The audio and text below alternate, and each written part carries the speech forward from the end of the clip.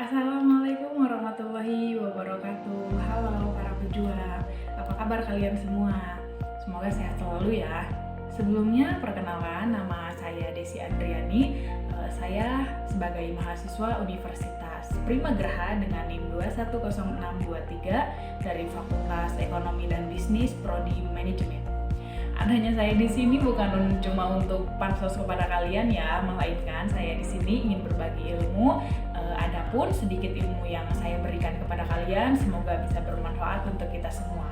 Berbagi ilmu kali ini saya lakukan untuk memenuhi tugas ujian akhir semester di semester 6 ini pada mata kuliah Audit SDM, yang mana tugas ini diampu oleh dosen tercinta saya yaitu Ibu Adisya Maya Andara SPDMM. Baik, untuk mempersingkat waktu, mari kita bahas materi mengenai tugas audit SDM ini. Tapi sebelum saya masuk ke materi, saya ingin bertanya nih kepada para pejuang. Pernah nggak sih kalian bertanya-tanya kepada diri kalian sendiri apakah program dan praktik SDM di perusahaan kalian itu benar-benar efektif dalam mendukung pencapaian tujuan organisasi? Jika kalian sering bertanya-tanya seperti itu, simple sebenarnya jawabannya, yaitu jawabannya adalah audit SDM. Mari kita bahas materi audit SDM. Apa sih audit SDM itu? Audit SDM adalah proses evaluasi sistematis dan objektif terhadap kebijakan, prosedur, dan praktik manajemen SDM dalam suatu organisasi. Tujuannya adalah untuk memastikan bahwa fungsi-fungsi SDM ini dijalankan secara efektif, efisien, dan sesuai dengan peraturan yang berlaku. Ya, kemudian ada manfaat audit SDM.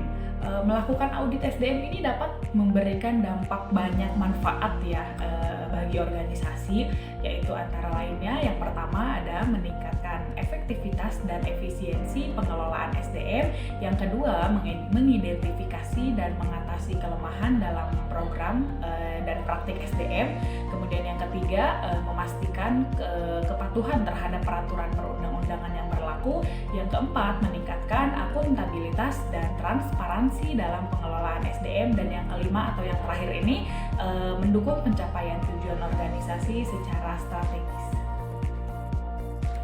Ya, selanjutnya di sini ada tahapan audit SDM.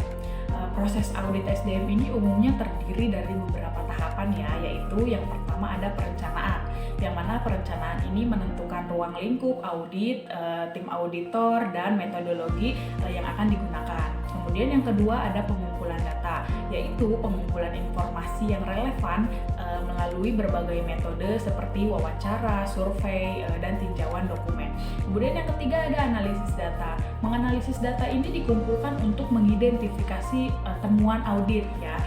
Kemudian yang keempat ada pelaporan, yaitu menyusun laporan audit yang berisi temuan, rekomendasi, dan rencana tindak lanjut.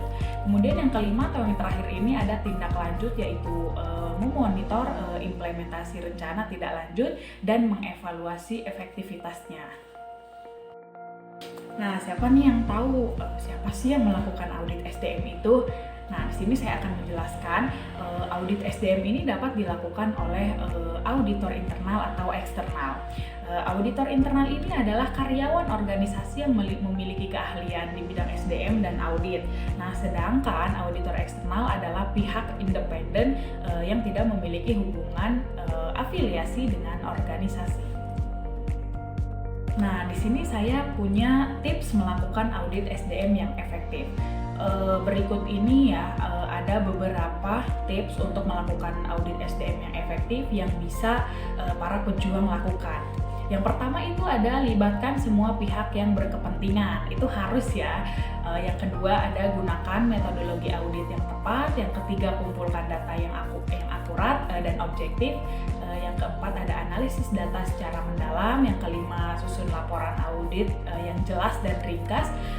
Yang keenam komunikasikan temuan audit kepada semua pihak yang berkepentingan. Kemudian yang ketujuh atau yang terakhir ini ada pantau implementasi rencana tindak lanjut. Nah, mungkin ilmu audit SDM hanya itu saja yang bisa saya sampaikan barusan. Tapi sebelum saya menutup materi materi ini saya punya kesimpulan yang sangat singkat, yaitu audit SDM adalah alat yang penting untuk memastikan bahwa organisasi Anda memiliki sumber daya manusia yang efektif dan efisien untuk mencapai tujuannya. Dengan melakukan audit SDM secara berkala, Anda dapat meningkatkan kinerja organisasi dan menciptakan lingkungan kerja yang kondusif bagi karyawan. Baik, kita telah ada di penghujung materi ini ya. Materi sudah selesai saya jelaskan. Jika dari para pejuang ingin mempelajari lebih lanjut tentang audit SDM, tinggalkan komentar di bawah ini dan ajukan pertanyaan Anda semua. Terima kasih telah menonton video ini, semoga bermanfaat untuk kita semua. Jangan lupa untuk like, subscribe, dan share video ini agar informasi ini dapat menjangkau lebih banyak orang. Saya akhiri, wassalamualaikum warahmatullahi wabarakatuh.